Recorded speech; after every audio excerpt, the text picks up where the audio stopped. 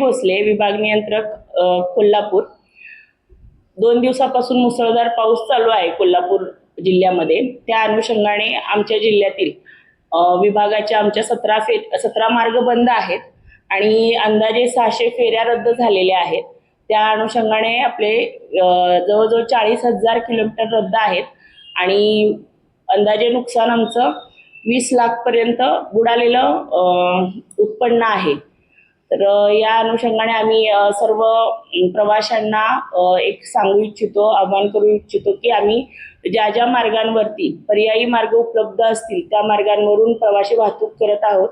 त्या अनुषंगाने लोकांनी पर्यायी मार्गाचा अवलंब करण्यात यावा आणि घाबरून न जाता आम्ही तशा प्रकारे चालक वाहकांना देखील सूचना दिलेल्या आहेत की पुलावरून जर का पाणी वाहत असेल तर गाडी पुलाच्या पाण्यामध्ये घालू नये आणि प्रवाशांच्या जीवितास धोका येणार नाही त्यामुळे तुम्ही सुरक्षितपणे वाहन चालवा, एवढं सांगते।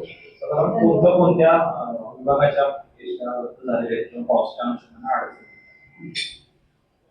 आमच्या तसं बघितलं तर नाशिक, पुणे आणि मुंबई या मार्गावरच्या एसट्या आमच्या म्हणजे बसेस फेऱ्या या बंद झालेल्या आहेत आणि आपल्या तालुक्यातल्या देखील कुरुंदवाड, इचलकरंजी आणि गगनबावडा हे 3 तालुके वगळता इतर जे तालुके आहेत माझे तर त्या जवळ कोल्हापूर, इचलकरंजी म्हणजे गडहिंग्लज, गारगोटी, मलकापूर, चंदगड, कागल, राधानगरी आणि आजरा या तालुक्याच्या फेऱ्या आपल्या रद्द झालेल्या आहेत।